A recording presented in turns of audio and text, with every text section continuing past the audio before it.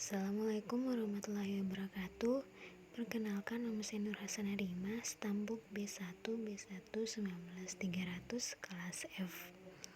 Jadi pada video kali ini saya akan menjelaskan tentang konsep dasar manajemen perubahan. Yang pertama yaitu definisi perubahan dan manajemen perubahan. Pengertian perubahan. Jeff Davidson menjelaskan bahwa perubahan merujuk pada sebuah terjadi sesuatu yang berbeda dengan sebelumnya.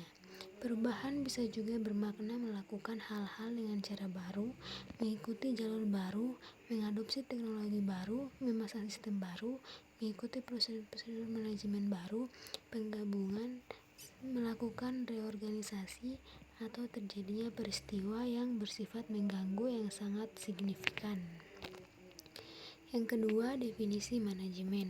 Manajemen menurut Stoner merupakan serangkaian kegiatan merencanakan, mengorganisasikan, menggerakkan, dan mengendalikan segala upaya dalam mengatur dan mendayagunakan sumber daya manusia, sarana dan prasarana secara efisien untuk mencapai tujuan organisasi yang telah ditetapkan.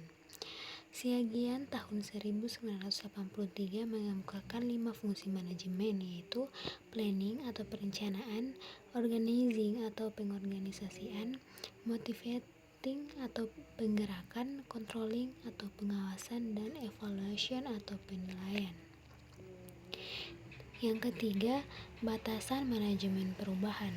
Manajemen perubahan adalah upaya yang dilakukan untuk mengelola akibat-akibat yang ditimbulkan oleh perubahan yang terjadi dalam organisasi.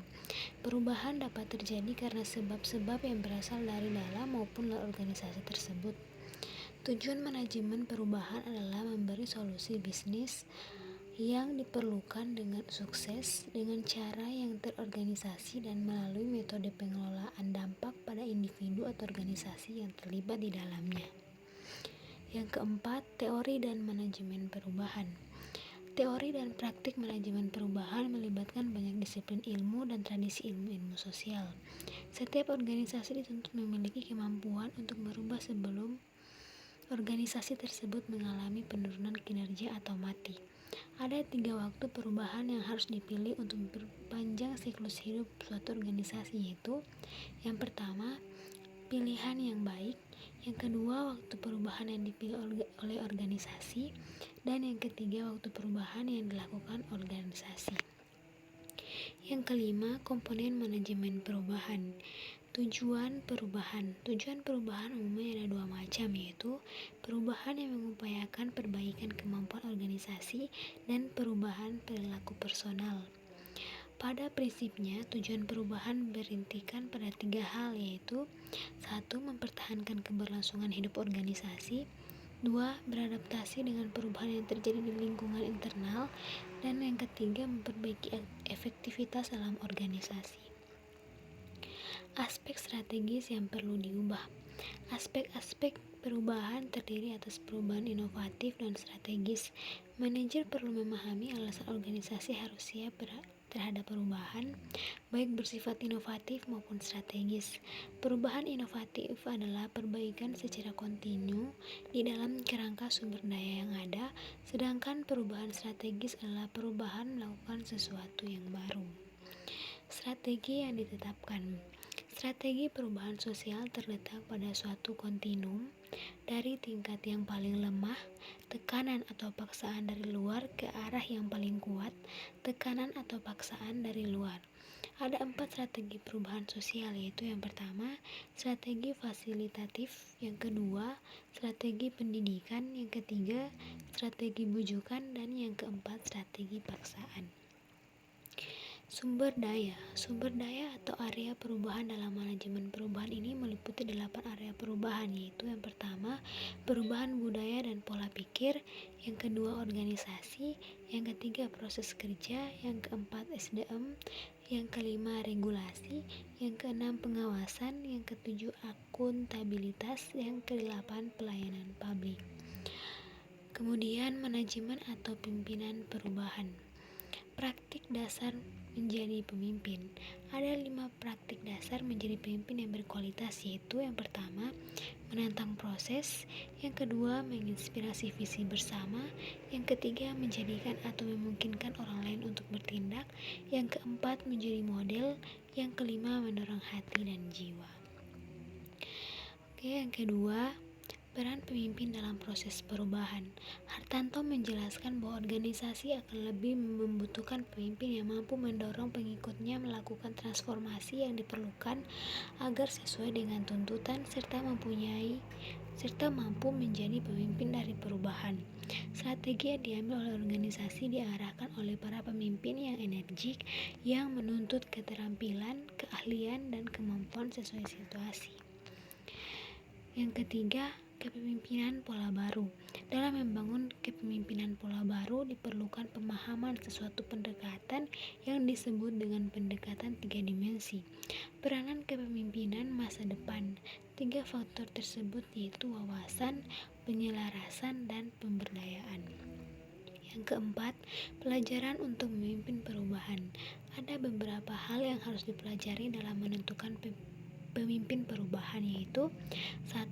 Pengajaran mengenai berbagai konsep tentang kepemimpinan, hakikat, gaya, model, atribut, sifat, jenis, karisma, dan bakat seorang pemimpin. Yang kedua, pelatihan kepemimpinan. Yang ketiga, meningkatkan keterampilan dan berkomunikasi. Yang keempat, mengasah kemampuan untuk menunjukkan arah. Yang kelima, membagi-bagi peran dan tugas. Yang keenam, menumbuhkan kemahiran dalam memotivasi. Yang ketujuh, menjamkan kemampuan untuk mengambil keputusan. Selanjutnya, agen of change atau pelaku perubahan. Ada 3 pelaku atau agen perubahan yang bisa berperan dalam setiap proses perubahan, yaitu pelaku perubahan dengan kekuasaan resmi, yang kedua, pendorong dan penganjur timbulnya perubahan, dan yang ketiga, fasilitator perubahan. Organisasi. Memahami karakteristik organisasi. Suatu organisasi mengandung 4 karakteristik, yaitu mampu melakukan koordinasi usaha, mampu mempunyai tujuan bersama, yang ketiga mampu melakukan pembagian kerja, dan yang terakhir mempunyai hierarki kekuasaan. Yang kedua, pengembangan organisasi. Tujuan teknik pengembangan organisasi yaitu yang pertama, survei feedback, yang kedua, sensitivity training, yang ketiga, team building, yang keempat, quality of work life program, dan yang kelima, manajemen by objective. Selanjutnya, target audiens yang pasti atau sasaran perubahan. Sasaran perubahan adalah sebagai berikut. Yang pertama, perubahan dalam struktur organisasi. Perubahan dalam struktur organisasi meliputi perumusan dalam rumusan atau segi tertentu pada tujuan yang telah ditetapkan. Yang kedua, perubahan dalam misi yang hendak diemban. Yang ketiga, perubahan dalam rumusan sifat dan jenis tugas pokok, tugas dan kegiatan operasional. Yang keempat, perubahan dalam beban kerja yang dipikul oleh organisasi. Yang kedua, perubahan prosedur kerja. Perubahan prosedur kerja meliputi yang pertama, perubahan prosedur kerja dalam kegiatan investigatif dalam rangka analisis dan perumusan kebijaksanaan. Yang kedua, perubahan prosedur kerja dalam perumusan kebijaksanaan berkaitan dengan manajemen dan gaya kepemimpinan para pemimpin organisasi. Yang ketiga, perubahan prosedur kerja dalam proses pengambilan keputusan. Yang keempat, perubahan prosedur kerja dalam perencanaan berkaitan dengan kepekaan dan sikap tanggap terhadap perubahan yang terjadi. Yang kelima, perubahan prosedur kerja dalam pengorganisasian. Yang keenam, perubahan prosedur kerja dalam pergerakan bawahan. Yang ketujuh, perubahan prosedur kerja dalam melaksanakan tugas operasional. Dan yang terakhir, perubahan prosedur kerja dalam melakukan pengawasan. Selanjutnya, proses perubahan. Tujuan dan manfaat perubahan. Perubahan mempunyai manfaat bagi kelangsungan hidup suatu organisasi. Tanpa perubahan, organisasi tidak akan bertahan lama. Perubahan bertujuan agar organisasi tidak menjadi statis, tetapi tetap dinamis dalam menghadapi perkembangan zaman dan kemajuan teknologi. Selanjutnya, model perubahan. Model perubahan dipandang sebagai model yang menghantarkan pimpinan organisasi dan anggotanya dari posisi saat ini menuju kondisi yang diharapkan dalam tahapan kegiatan yang harus dilakukan. Menurut Anderson, model proses perubahan digunakan sebagai suatu proses yang utuh dan terdiri atas 3 kondisi, yaitu upstream change, yang kedua midstream change, yang ketiga downstream change. Selanjutnya, lingkungan perubahan. Yang pertama, lingkungan eksternal langsung. Lingkungan eksternal langsung merupakan kekuatan yang berada di luar kemampuan atau kendali perusahaan.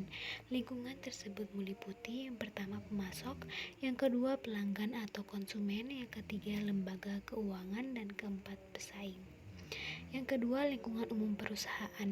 Lingkungan umum merupakan lingkungan yang berpengaruh secara tidak langsung terhadap kinerja organisasi. Komponen lingkungan umum perusahaan yaitu demografi, ekonomi, alam, teknologi, politik, dan sosial budaya. Yang ketiga, lingkungan internal perusahaan. Lingkungan internal perusahaan merupakan kekuatan yang ada dalam perusahaan dan sifatnya dapat dikontrol oleh manajemen. Lingkungan internal mencakup pekerja atau karyawan, dewan komisaris, dan pemegang saham. Yang keempat, hubungan lingkungan dan organisasi. Untuk melihat bentuk pengaruh lingkungan terhadap organisasi manajemen, Thomson membagi dimensi utama yang digunakan, yaitu tingkat perubahan akan melihat stabilitas suatu lingkungan yang diukur dengan skala tingkat perubahan stabil dan perubahan dinamis. Yang kedua, beberapa strategi yang dapat diambil dalam rangka menghadapi perubahan lingkungan ketidakpastian, misalnya melakukan penyesuaian terhadap perubahan lingkungan. Yang kelima, manajemen dan lingkungan globalisasi. Pengaruh kekuatan global sangat dirasakan oleh manajer yang bekerja pada skala luas atau sering disebut go international. Michelle Porter mengajukan 4 unsur pokok yang berkaitan dengan lingkungan agar dapat bersaing kompetitif dalam ekonomi global, yaitu yang pertama, strategi struktur dan persaingan perusahaan, yang kedua, kondisi permintaan, yang ketiga, faktor kondisi, dan yang keempat, industri yang berkaitan dengan pendukung. Selanjutnya, pendekatan manajemen perubahan. Salah satu pendekatan yang digunakan dalam manajemen perubahan adalah pendekatan sistem.